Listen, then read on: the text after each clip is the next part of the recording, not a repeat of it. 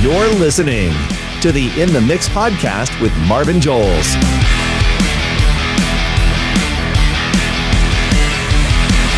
Here's your host. Hey, everybody. Welcome back to another episode. I'm pretty excited about this one. I think my guest and I have been in proximity without actually being able to connect the way we want to, which is, pretty common for me as I go through a year of social media and the construction and asphalt industry. But we were both at a great event this last year, Dirt World Summit in San Antonio, which we both took in very fantastically and got to know each other through LinkedIn since then. But Mikel Bowman is our guest today. Mikel, you want to introduce yourself and kind of let people know your background and what you do? So I am the president of Bowman Legacies. We are a consultancy that helps companies just get back to good leadership and making sure that we are leading our people well, both in the field and in the executive suites. I also mentor CEOs and presidents of companies because a lot of the times, when you're building and you're building and you're building, there's a lot of you that you're not building. Mm-hmm. And a lot of you that you leave behind. And it's only because you're sacrificing yourself for the greater good. You're trying to give, you're trying to make this legacy for your family. You're trying to make this legacy at work. And sometimes you get left behind. And so that's one of the areas that I help kind of bolster these guys up. I just link shields with them and help them to get back on track to knowing who they are, being able to not feel the burnout anymore and get rejuvenated at work.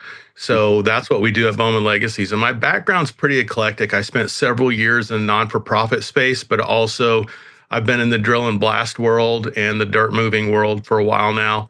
And I think that's kind of what started my heartbeat to serve companies like that, because I saw the need. Everybody's pushing so hard anymore today, and they keep putting themselves on that back burner. And because I have that non-for-profit and counseling background, I'm able just to kind of get in there and get inside of their heads and help them move forward. Well, I think that was kind of what drew me to wanting to have a conversation with you is I've experienced quite a bit of burnout this last summer and really took on a counselor and somebody to talk to.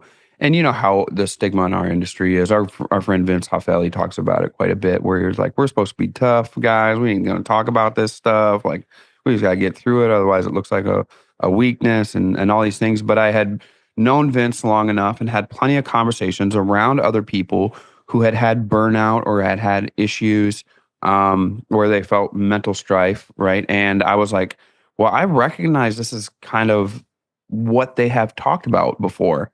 Right. And it hit me running the media company that we had running and then running the two asphalt businesses. But on the back time, taking care of my personal life at the same time, which really I in the moment, I didn't really understand why it had started to crumble. Because I was like, well, I'm doing what I'm supposed to be doing. Look at, we're generating revenue.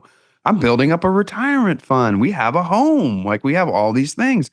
Mm-hmm. Why are you all not satisfied? Like, I'm not satisfied, but you should be satisfied that I'm not satisfied.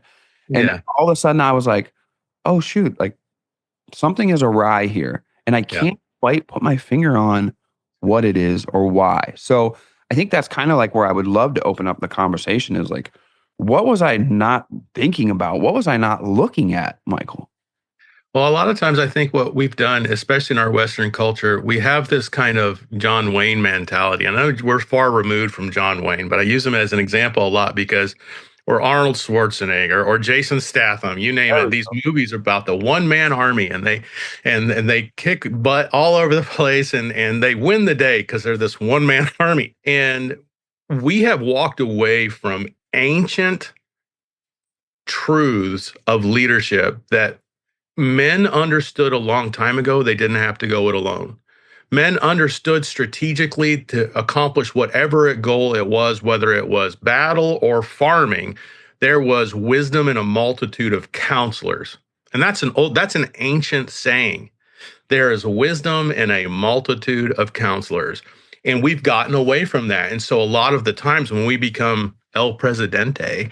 We feel like we got to stand alone. We feel like we've got to come up with all the ideas. We feel like we have to be the one who's on all the time instead of actually building up other people in such a way that when we can't be on and we need to have that scheduled time with our family, we got somebody that can slip right in there and take our place. We've gotten this mentality of if the phone, man, if I've got 1,000 texts during a meeting, I somehow feel validated. And I say just the opposite to my clients. If you have 1,000 texts while you're in a meeting that you couldn't answer, that doesn't validate you as a leader. It actually diminishes you as a leader because everything is relied on you. You're this hinge point. You're this funnel, and now it's clogged up on you. And so what I want to encourage people to understand, no matter what walk of life that they're in, that you need counselors, and you're not always guaranteed to have a mentor come in, or you might not be able to afford services for a coach, but you can teach yourself. There are things that we've gotten away from that are called books. And there are so many good ones. There's one out there right now called Lead from the Middle that I wrote. That's so simple. I wrote it so that a high schooler could pick it up and read it and understand how to lead on a high level. And a CEO could get reignited into getting in the dirt with their people and reconnecting and building a better culture for their organization.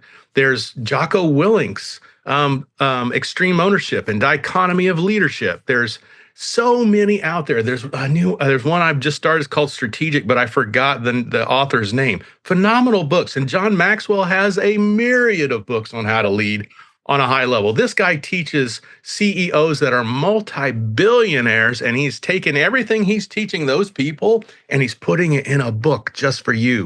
Yep. So if you don't have that mentor, that person that needs to help, well, dude, the resources are out there. And if you have a library card, a lot of times it's free to you. Yeah. AI this, AI that. How do we integrate AI? AI is coming for our jobs, all that stuff. You've been hearing it a lot lately. I want to introduce you guys to something very cool that I've had the chance to start using for a bit that uses AI as well. So imagine a world where you don't have to go out to the quote. You can talk to your client and have them take a video, send the video to you, but essentially doesn't come to you. It goes to AI. AI listens, it goes through the transcripts, it actually looks at the video and sees the surface area and whatnot, and then evaluates whether or not this is a good potential client match for you or not. And not only does it yes or no, but the percentage that you might likely convert this client. Wouldn't that be appealing? Well, let me tell you, I've been using a product that does that. It's called FormView. So FormView is a tool for contractors and other trade professionals that helps streamline the process of providing estimates for jobs and projects instead of requiring those in-person walkthroughs. So FormView allows the homeowners or project managers to record a guided video walkthrough. And based on that video, FormView provides us, the contractors, with scoped summaries that detail the work that's required, AI-generated insights, so intelligent analysis of the project requirements, and a buyer intent score that helps gauge the likelihood of a homeowner moving forward or a project manager moving forward with the work. So essentially, it aims to save contractors time by helping them understand the scope of work and the customer's needs without physically visiting the site. This allows them to quickly assess a project, whether it's worth pursuing or investing the time of going and providing a full estimate or not. So check that out. That's FormVue.com. And dude, you have to check this out, everybody. This is how AI is going to be integrated into our future. I'm going to be using it. Look out for the content because it's coming as well from me. And I cannot wait to show you guys what FormView has to offer our industry. And the other thing you asked, what was I not seeing? What was I not seeing? Look, it's easy to get blindsided when we have heaped so much on ourselves. I do it here. Last year, we had a crazy, crazy year. And we live out in the middle of nowhere. Our driveway is a 1/4 mile long, and we're on a dead-end road. There's nothing behind us but thousands of acres of farmland and woods. With that, Congratulations. Oh, it is heaven to me. Yeah, we live on 31 acres, and I love it. It's just a big holler, but I love it. Yep. And one of the issues for me is just like, the grass still has to be mowed. And, okay, we do burn wood during the summer or during the winter. And so, I've got to procure wood, and my health is not where it used to be. And so I'm not that robust guy I once was. And so I have to, network to get other people to help me. And then we have to travel. And then we're standing in front of 1,000 people, giving of ourselves in front of 1,000 people at the demolition conference last year at their 50th. And then you have to connect with those people afterwards. And then you're trying to get with business. Look at you. How can you say, how did I get blindsided? Right. You've got two pavement companies, right? You're doing this podcast and trying to influence. You just told me like you've got like 3 or 4 going today. It's easy because we as doers, we as those that are forging ahead and sometimes hacking this out of the wilderness because no one's taught us. We get so laser beam focused that we kind of get tunnel vision on accomplishing. And that's what's bad at home. And it's the same thing that's bad at work. Because when we get so tunnel visioned at work, we don't know how those people we're sharing life with are doing. Mm-hmm. We don't know how that our foreman's doing. We don't know how our superintendent's doing. We don't know how our HR department is doing, we don't. And then at home, it's the same thing. It's because sometimes we don't just sit down and ask. Right. We don't sit down and ask. And I asked she was 14 at the time, and my daughter, and I asked her, it's like, how am I doing? And boy, she let me know. Oh, okay. Yeah. And I realized that I was absent. I realized that I was being blindsided by the job. I was being blindsided by building this thing called Bowman Legacies, and trying to help not just the dirt world, but the world period, and help people have hope and move forward. That my own kid is like, yeah, you're not there for me. I'd kind of like for us to go on dates. I'd kind of like for us to, she loves to go antiquing. Okay. And she's car crazy. She is a motorhead like you would not believe. And she doesn't like junk. She likes good Mopar, muscle cars. And so it's just like, why aren't I taking her to car shows? I'm asking myself that right now. Mm-hmm. And so it's easy. And what we have to do is we have to master the calendar. And I hate these phones, but the great thing about it is that calendar will give you updates. And man, if you've got kids or you've got a wife at home and you're you've got to put it on the calendar to do it. Yeah. Yeah. We got one over here. You and I both got to see Jesse Itzler speak, and he's got the big ass calendar. And last year, so I got one in 2023 and it stayed in the wrapper. In 2024, I stuck it up on the wall. And as my life started to unravel, I started putting things on it. I didn't get my actual 2024 until like February because there were so many on back order. So I kind of winged it for the first 2 months of the year. And I was like, there's no way I'm going to be able to do this now. My life is too busy. And I started to put things on there. And then once my fiance, Nikki, started to stay with me from time to time, we started to see something. She started putting stuff on there. Hey, we have your son's wrestling tournament is this weekend. Like we are starting to put life things on there where all I was putting on there is I got conference, I got to go to this project, and I got to take care of this, I got to take care of that. Once she started putting life stuff on there and mixing it in, that's where this key element that you're talking about that's on our phones was like, oh, we do have to master this time because I get a question. I'm sure you get this question, Michael, of like, how long do you got to work today? Well, it could never end if I wanted it to, right? It's never ending because of this entrepreneurship lifestyle. There's always something for me to do, but I have to kind of learn to prioritize that before I lose some things. And I have lost some things along the journey of entrepreneurship. And I hate that that's the tuition I paid, but it is the tuition I paid in order to understand, hey, I got to change some things. So I guess my question as we get into the conversation a little bit more is, I found that and understood that probably because I have a unique position that I've had people on the podcast that kind of were speaking about those things. I knew they were important things, but I never really knew that they were going to be as important as my life as they are now. But versus me speaking from experience, I would rather get some insight. What do we do? Like if somebody comes to you, right, and they're like, "Hey, man, it's unraveling." Yeah. Like, what do I do here? What's my first steps if I'm in the fire? What do I do? Well, one of the things you want to be strategic about, and I'll run my clients through this a lot, is like let's list it. Let's write it down. We've gotten away from writing things down, and there's a connection between your brain and your hand that really seeps into your soul and your mind better. So write it down. Let's make a list and let's look at the things that are bothering you right now. And let's see what's taking the lion's share of your attention. And 9 times out of 10, if we go and tackle together that number one, a lot of these other ones that are further down, and then you just kept adding to the list because they were starting to pop up. Yep. They start to disappear and melt away. And operationally, I feel that's a lot of the times in organizations, the same thing. I have had people come to me and going, this thing's off the rails. I don't know what to do. It's growing so fast. I don't know where to go. I don't know what to do. I don't know how to build my team. What do I do? And then I was like, okay, well, first thing we're going to do is not panic. Mm-hmm. The first thing, I used to teach outdoor survival to kids. And one of the things so in that was, primitive shelter building, trapping, hunting, tracking, and primitive fire and orientation. And everything was based around those things. And the whole idea was you're lost. You don't know what to do. What happens next? And I would literally drill these kids. I'm like, all right, we'd go out into the woods. I'm like, we're lost. What do we do? And the first thing those kids would shout was, don't panic. The second thing to do is look around.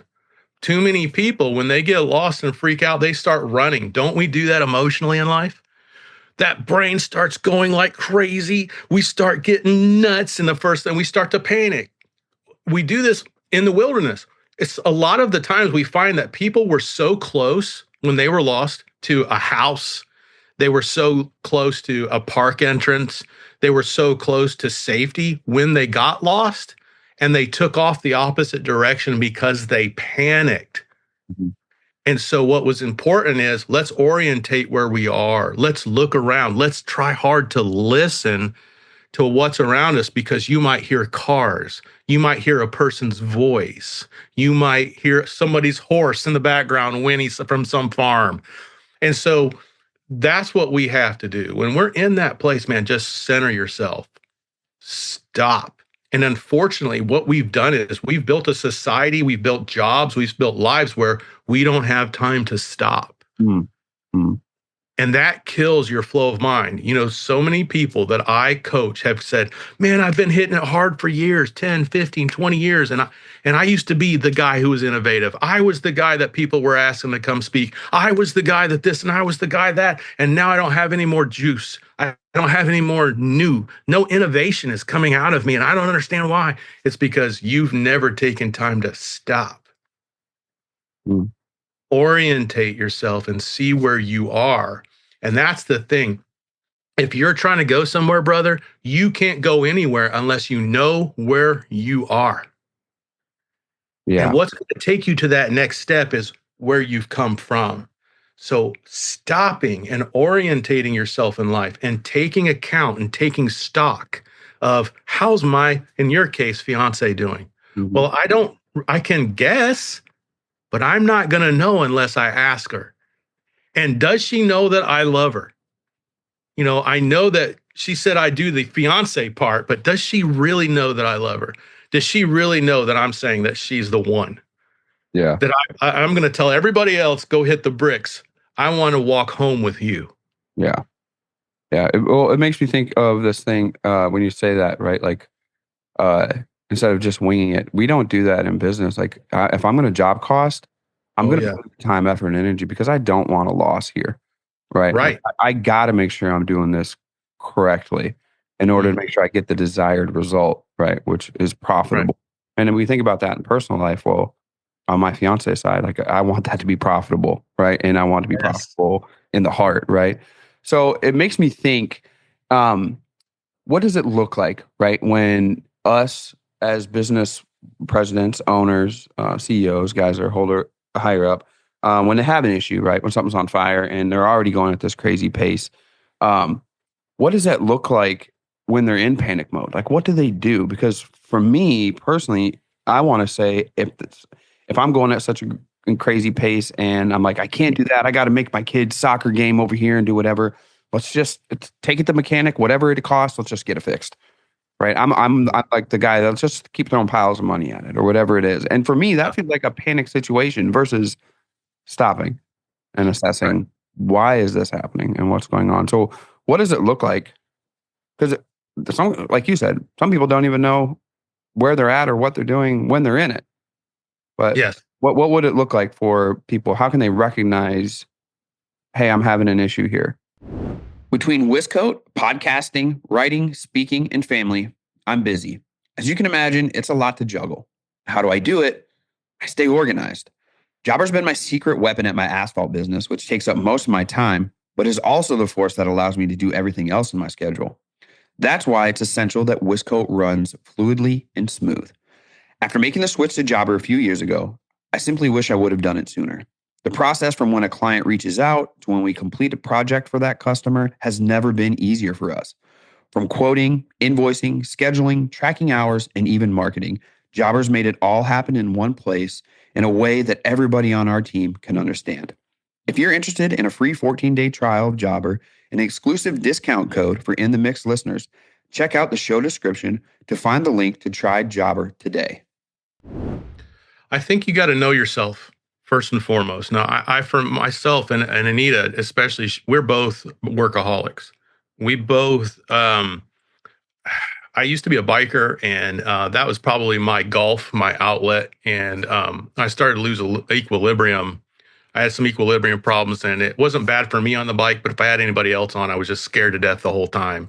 And I've had a street bike since I was like 12. Yeah. So, you know what I mean? And so it was like breathing to me, but I took that outlet out. And so it just focused everything on work. Mm-hmm. And what I didn't realize, that hobbies were actually kind of necessary. And a lot of the times, one of the things I want people to listen now to look at is like, did you get rid of the hobbies? Are you a workaholic? And when you're young and you're starting your business, there's a necessary push. Yes. But realize that whatever pace you create something, that's how you maintain it. Yeah. That's required of you to maintain it. Yes. So at some point, you got to stop and assess and look and go, okay, how much of this is taken of my life?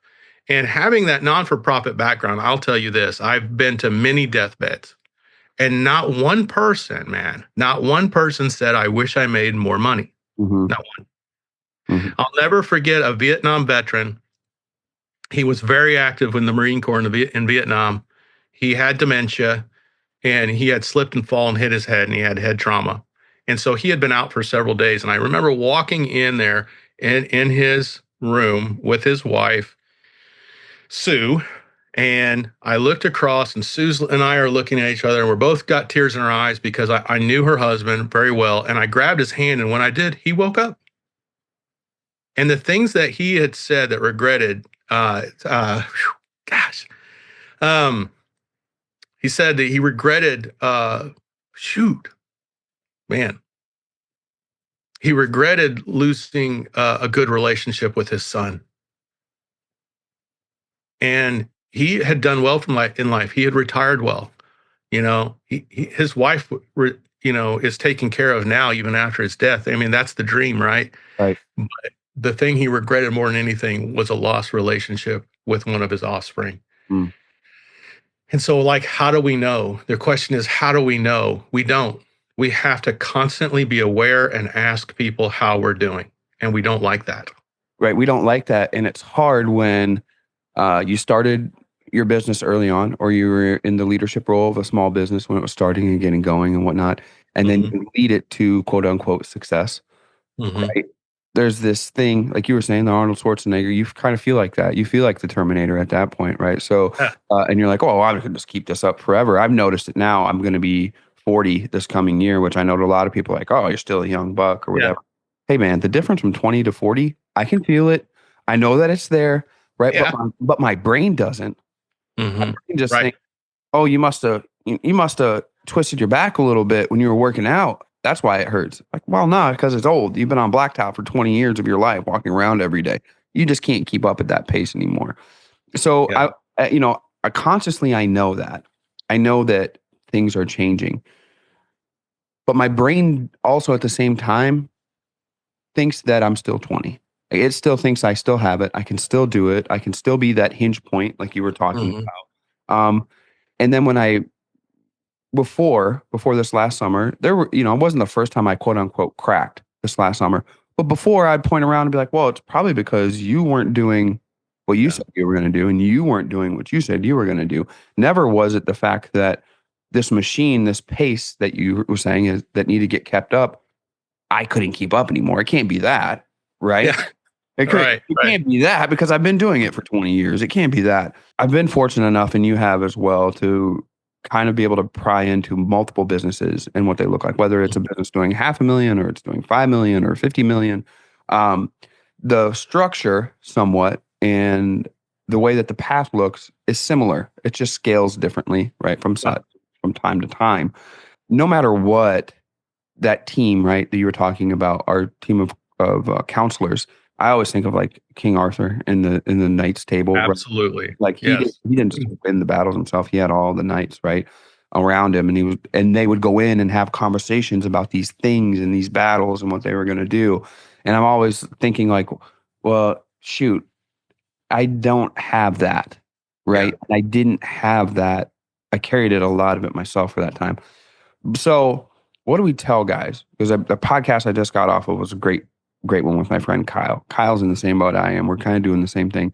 And he's a little bit behind me in age, but he's starting to hit some of those things, right? Right. What do we tell people, right? You were like, hey, you got to be aware this is going on, this fire's going, but how do we deliver that news and how do we help them ease up of carrying that on their back this whole time into, hey, this is what it looks like. This is what you're going to need. Because I had a really hard time delegating. I just did, man, because I knew it wasn't going to run the exact way that it had ran and that I needed it to run.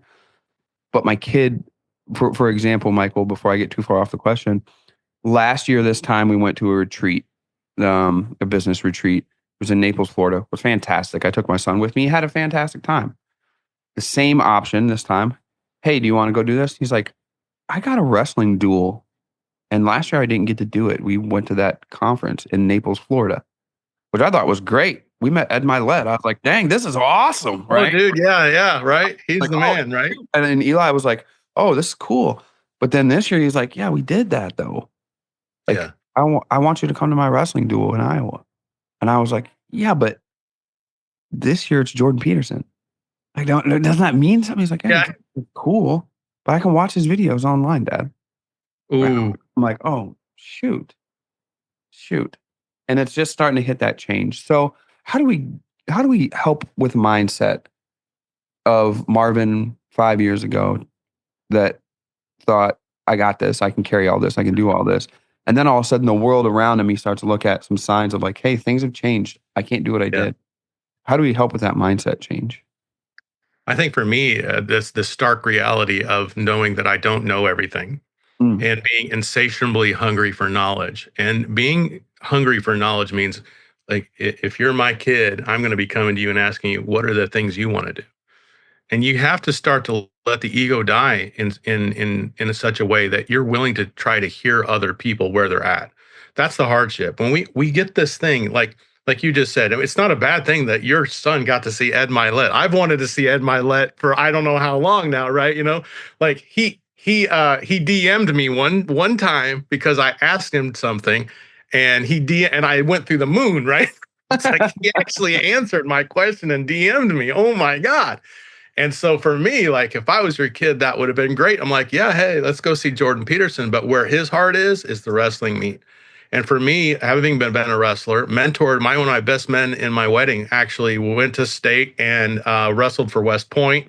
Cool. And so understanding that involvement in wrestling, understanding combat sports and martial arts myself, my father never came to one of my fights. He was working, but even on Saturdays when he was home, I'm like, hey, I'm in Monroe County. I'm fighting this guy. He's a 2nd degree black belt. I'd really love for you to be there. Yeah. And he wasn't there. And so that wrecked me. And it's because my dad couldn't see the importance of loving me right where I was at and wrapping his head around what my needs were. We do that with our organizations. We have our heads wrapped around what we think it is, and we don't understand the true needs of it. The other day, I had a former CEO. He's doing something new with the company, and I remember him telling me, he's like, well, you know how the culture is here. It's just phenomenal. We just have a phenomenal culture.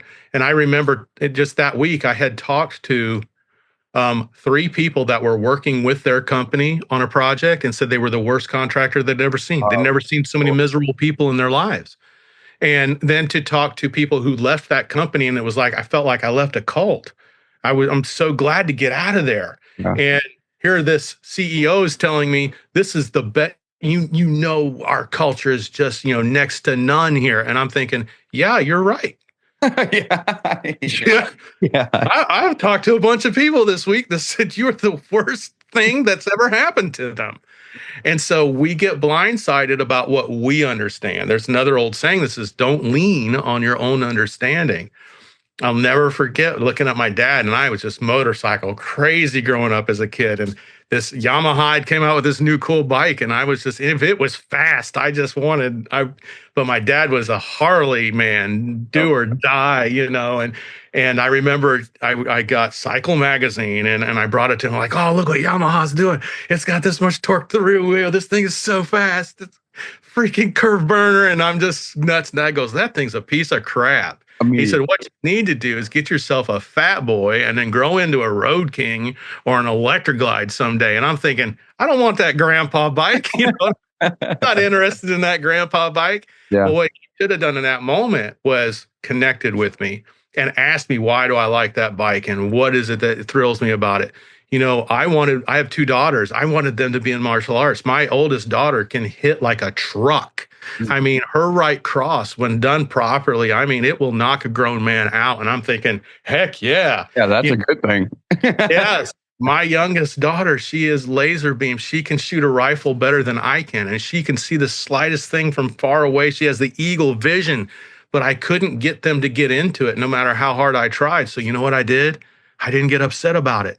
I didn't get butthurt about it. I got into what they're doing. My youngest is in ballet. I know more about ballet than I ever thought I would. Mm-hmm. And I've got to where it opened me up to something brand new, and I love it. My oldest is an artist. She loves to write. She can make things out of clay and do all these things, and she's an author. And so, I just get into whatever she's into, and it's okay. Now, you don't lose yourself along the way. It doesn't mean it's a bad thing that I like other stuff. I'm still addicted to UFC, and it's okay, And, but what we have to do both at home and our business, stop going, hey, I don't care what you think anymore. Stop worrying about what you think and start to get to know people right where they're at. Whether you're measuring an area for seal coating or for paving, it's very important to get that area exactly right so that you know your job costing.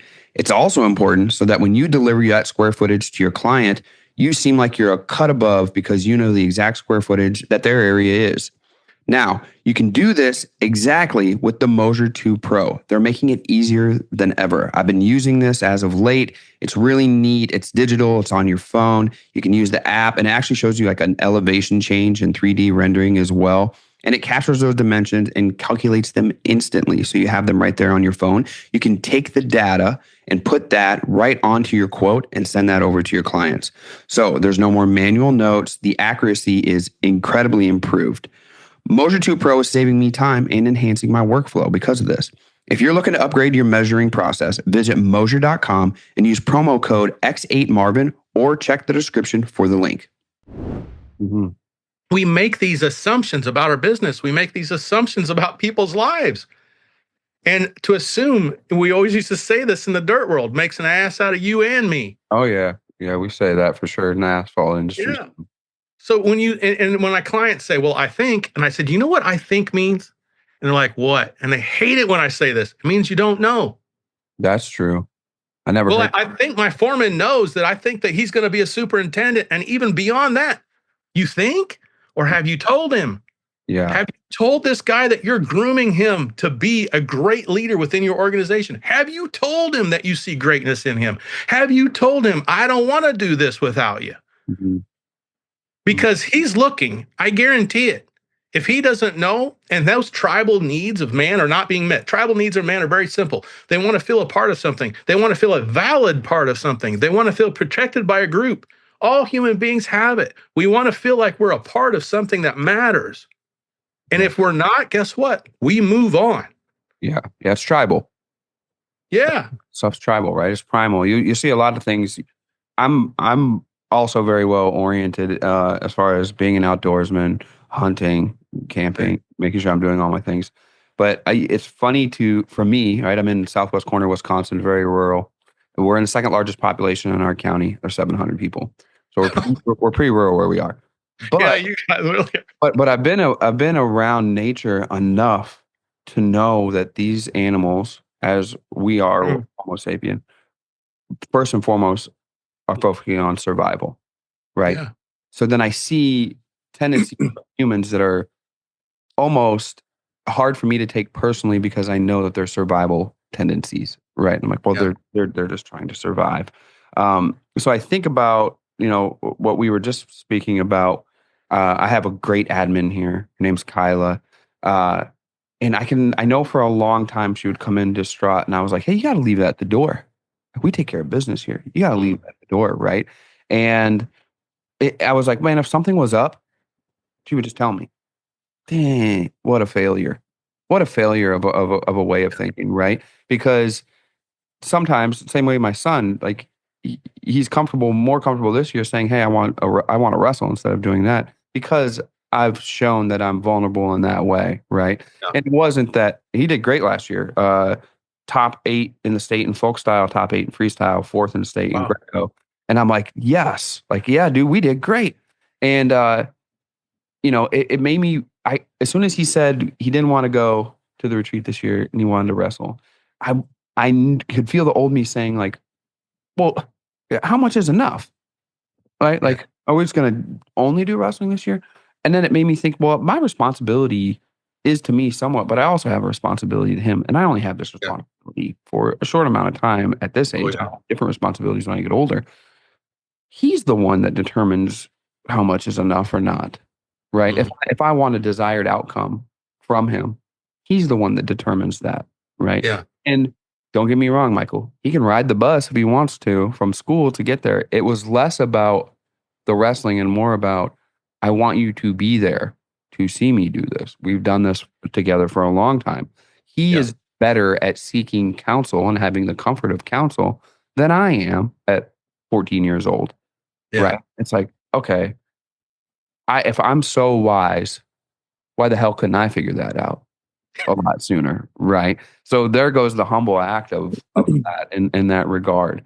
So I think for me, um, eh, there's this trap that we get in where we're so focused on our lives that we Mhm. think no one else can be going through what I'm going through. They don't understand, dude. They Yeah. don't understand, Michael. Right. Yeah. Uh, I'm Sure. fortunate. I'm fortunate, and you're fortunate that we talk to enough business owners that we know that that's not the case. Right. uh, the impact that it is having on our businesses and whatnot can be detrimental. And not only that, I think about guys that go three different paths, and I'd love for you to elaborate on this.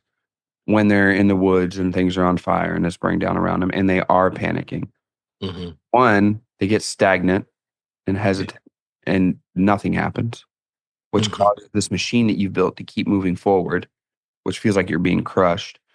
The second thing is they find some type of release to not think about this, whether it's alcohol or an addiction or something else, or they Yeah. search outsource.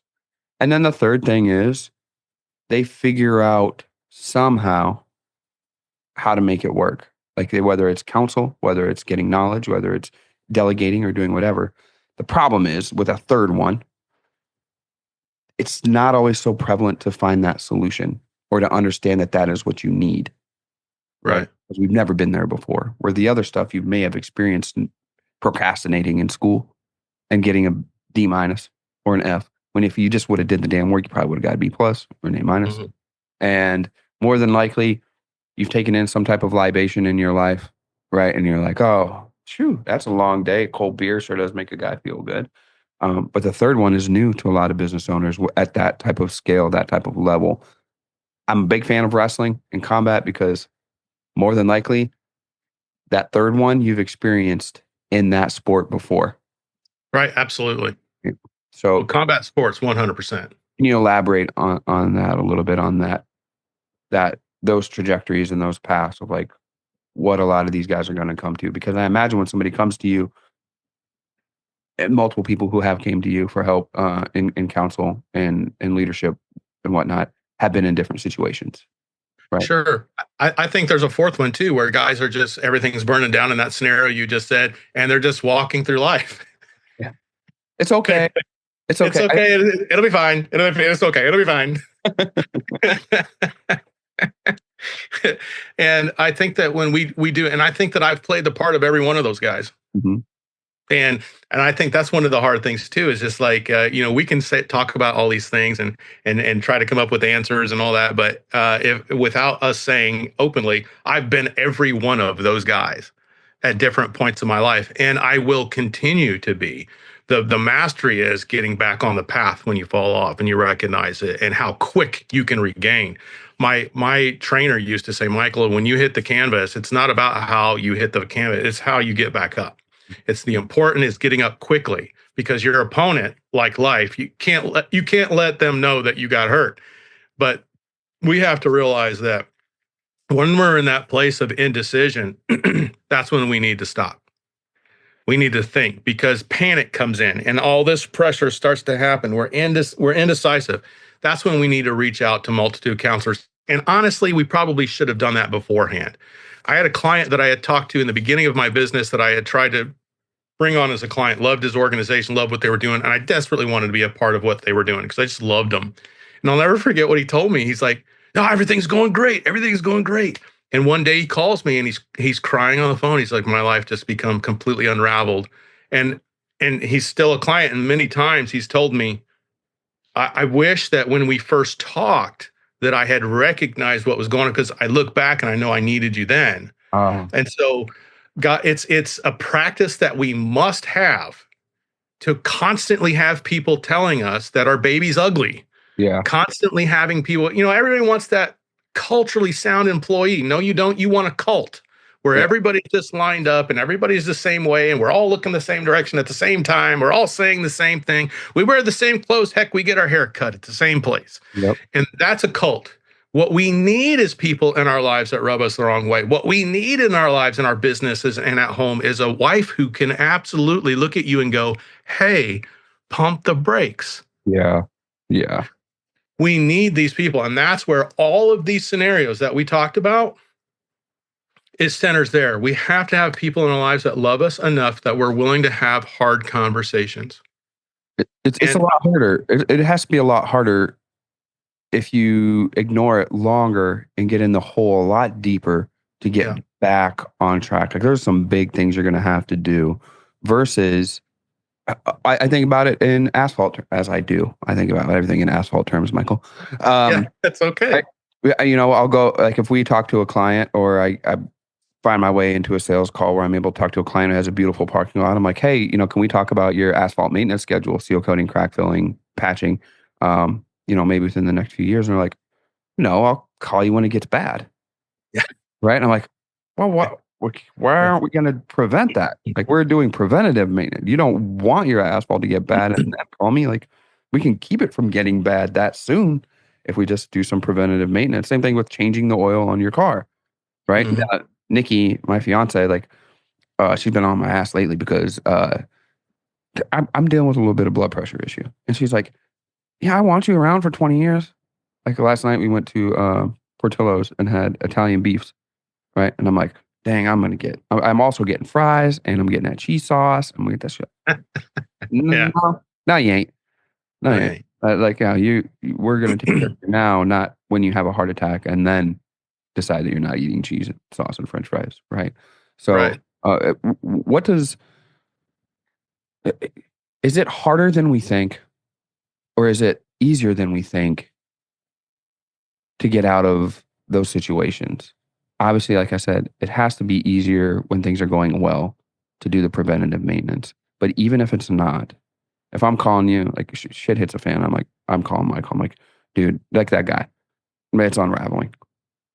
Is it easier than we think it is? Because we're already doing so much damn work. So I was recently on my way back down to Tennessee, and I was going through Indiana, doing some heavy highway construction there, and I seen them paving at night, and they had these lights on the back of the paver that illuminated the whole area. You could see the skid steers, you could see the dump trucks, you could see everything. And these big balloon lights on the back came from Portable Lighting Solutions. So PLS is the only balloon light manufacturer offering a replaceable screw-in LED bulb that is field serviceable in minutes. They have a patented slide-in assembly, and they have a push to rapidly deploy mechanism. So you just push down on the light and the light pops up and is illuminated. You push back down, it shuts off. And they're manufactured here in the USA. There's no patch kits needed. There's not a blower motor. There's no set screws, and they're UL certified. So if you're interested in putting one of these on your paver, I think I'm going to put one on the paver that we just got, and probably on our seal coat unit too, so that we can seal coat at night. You can hop over to portablelightingsolutions.net and put an order in and find yours today. They are ARA members, APWA members, and Women of Asphalt members as well. Once again, that's portablelightingsolutions.net. It's a lot easier than you think it is. And it's all about mindset. And I hate using that term because it's become such a buzzword. And I hate buzzwords like culture and things, but I use them too. I hate the word triggered, but it works, and so, but yeah, dude, it's all about mindset and how we actually look at things. And I liken it unto wrestling. I'll never forget watching a man named Coach Anderson, and he was on the side, and one of his wrestlers, his name was Donald. And Donald was a very gifted wrestler. He was my neighbor growing up as a kid. He's one of my best men at my wedding. And he was with a very talented wrestler, and it was they used to have what was called WCC, which was West Central Conference. Mm-hmm.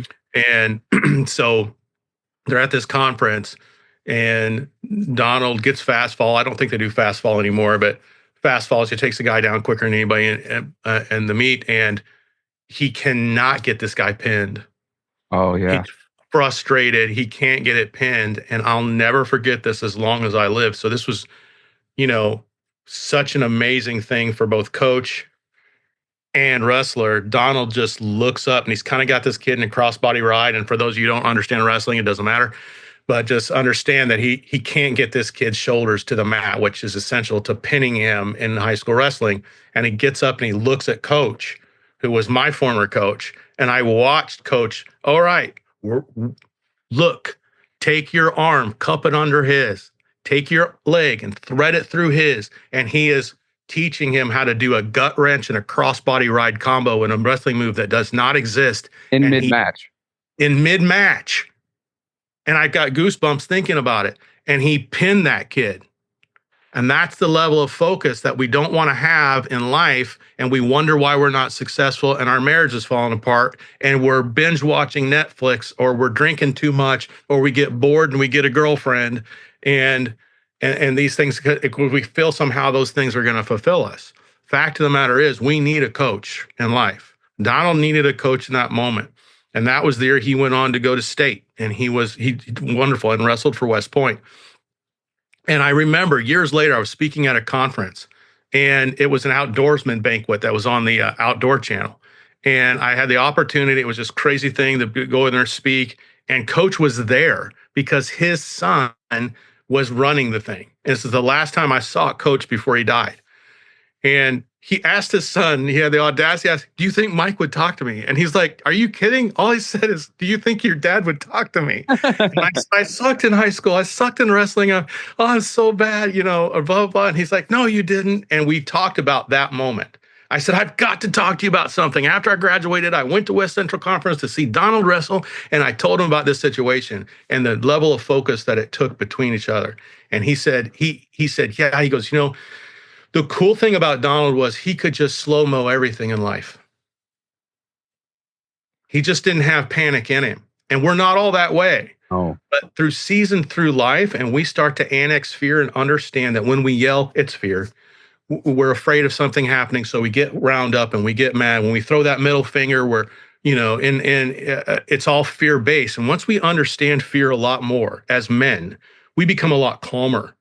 I know being in martial arts, I used to get fights all the time, and then I can count on one hand, since I'd been in martial arts, how many fights I'd been in, and they were all self-defense situations. Right. And so when you get calmer in the clutch and you get a little bit older and you start to understand that this whole world doesn't wrap around you, man, and everything that you're doing, it gets easier. And it's not so hard. I have mentored people that came out of federal prison. I mean, they blew their life up. One guy was considered domestic terrorist. Wow. Yeah. And he had just absolutely done the most unspeakable things. And now he's back in society and he's like, what do I do? Wow. And I'll share this too. What made each one of these scenarios so successful that I was able to do back then was our faith. Hmm. And I'm not trying to preach a religion here or shove something down people's throat that don't want to hear that. But I'm going to tell you, I have seen people leave meth addiction and faith get them through it. Hmm. And that is a major hinge point for those of you that are feeling hopeless that are listening right now. I'm going to tell you, you're listening to a guy that has struggled with depression since he was a kid. I've had a problem with my immune system and my gut, and it has never, it's unhealable. I can't do anything about it. And my allergies are life-threatening. My body lies to me all the time and tells me I'm depressed when I'm really not. Right. But my faith keeps me centered. You got to have a center line. If you've buried it all and you feel like it's going to be so hard, it's not hard. You just take one bite at a time and you focus on this, doing the next right thing. Hmm. Don't overcomplicate it. Don't sit there in self-pity and go, I just ruined it. I screwed my whole life up. Okay, bounce back right away. Get your head out of that place. Don't let it stay down. The way wolves take down, you can see a kill and you know who did it. If it's by the throat and that thing's been ripped out, most likely it's a big cat. If it's torn to pieces and strung all over the place, it's probably a bear. But if its Achilles heel is jacked up and its face is all marred up, it's probably a wolf. And wolves get you down by the face. They get your head down. In wrestling and martial arts, we said, control the head, control the man, or where the head goes, the body will follow. So is it with your own life. Where your head goes, your life goes.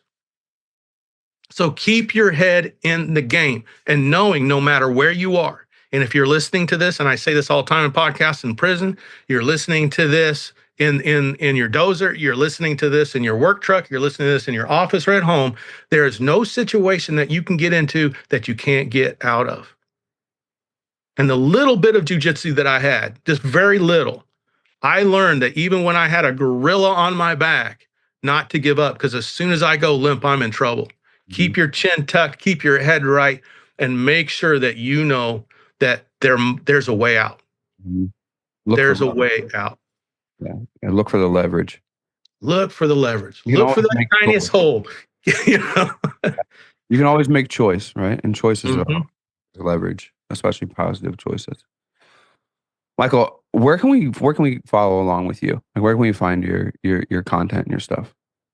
So I'm on LinkedIn, pretty solid. My name is spelled Mikel. It's funky, I know. I've got a YouTube that I'm half invested in. So, hey, but you can also find me on my website, which is bowmanlegacies.com. And I've got something free for you guys. For those of you who are listening to the podcast today, I want to give you a free tool to measure yourself up as a leader. It's a great printout PDF, free to you. It's at bowmanlegacies.com/great leader. That's bowmanlegacies.com/leader. And, that's great. And I'm no stranger. If you DM me on LinkedIn, I'm going to get back with you. Yeah. That's how we set this up. Yeah. So, yeah. And I remember I saw you and we said hi at the Dirt World, but I told my wife, I was like, there's probably 50 people that I wanted to sit and talk with we were slammed. We had no agenda when we came there. We actually came with a client. We did some things that Monday. And then after that, it was a whirlwind the whole time we were there. Yeah. Yeah. I got to go in with some better planning next time, especially now that I've had a lot of people and been there. That was our second. I partnered with their World Summit the first time through our podcast. And then the second time, actually, Nikki, my fiance, who I've mentioned a few times, she's the event coordinator for that. She's the event manager. Yeah. So this time I was just kind of like, can I get you a water? Like, yeah. And Dynapack was there, who's been great partners of ours at the podcast. So I wanted to help them create content and whatnot around the roller that they gave away for a great cause. But yeah, awesome. I think just connecting with people the way we did sometimes can be that piece of leverage that you're looking for, right? You get them resources. 100%. I think overall too, one of the things I just kind of want to cap it all off with, if you're a leader today, you recognize that you have people that have personal lives that they face every day, Mhm. right? You have foremen, you have, and the thing about your leaders that are working for you that help you make your dream happen, when they're in the field, they've also got other people that they're leading that have hopes and dreams and problems. And you want to make a dangerous situation in the workplace, especially when you've got heavy equipment going on, get a distracted worker in there. So for foreman, man, if you got that gut instinct that someone's not right, follow that gut instinct. You don't have to be a counselor to show somebody you care. You don't have to have a business like Bowman Legacies to help someone through life. All you got to do is show them that you're there for them, you're willing to see them through it and link shields with them, hell or high water. And that's something I think that we've gotten a lot away from, and I think we need to get back to it. Yeah, I agree. For myself here, Marvin, in the podcast studio, and for Mikel Bowman, we appreciate you sticking with us. And as always, stay in the mix. Peace. I used to be 300 pounds, 297 to be exact. And if you're around me at Asphalt or construction expos or in my circle, you remember that Marvin. I'm not him anymore. I've all but eliminated the choices that got me there in the first place. And I'm down about 100 pounds over the last few years, all from making better choices. I know it's hard in our industry to find time and that those gas station stops are way too convenient, but we in our industry aren't getting enough of what we need to live healthy and stay productive, with those choices being our constant. Besides prepping my own food, I choose foods and supplements from First Form to help me get to where I need to be, along with a regular exercise routine. You've seen my posts over the last few years about using First Form's products to get what I need into my body on the road and keeping out excess of what I don't need or want. I use at least one First Form product every day to ensure I stay on track. I've worked way too hard to let this slip. If you use the link in the episode description, you'll get free shipping on orders over $75 from First Form today. If you reach out to me personally via DM or email, I would love to tell you about what I use and my experiences using First Form's products.